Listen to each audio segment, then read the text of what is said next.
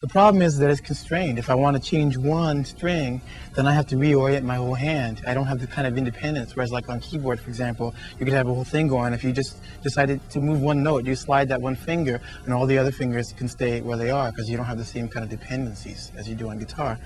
That is one of the fundamental limitations that we have to deal with on guitar, is one note per string. I realized that if I wasn't limited to one note per string, then I could play all those voicings. I wanted to figure out a way to do that, and I thought, well, probably that instrument is going to be some kind of an electronic instrument that lets you play more than one note per string. It's going to be some kind of like a sort of fingerboard keyboard.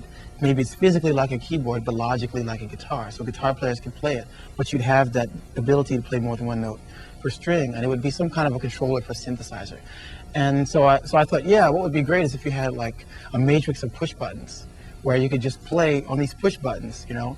And as a matter of fact, I have one right here. This instrument is called the Ztar, made by the Starr Switch company. And I saw it advertised in a magazine, and I looked at it and I said, that's that instrument. And I knew. I called the guy up and I said, you know, I know what this thing is that you've made, and I want one.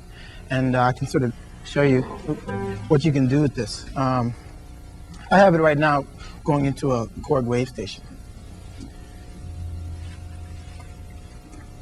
Okay, check this note out. It's going to an organ.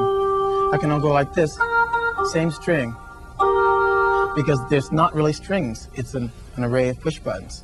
So I can do all my two-hand stuff.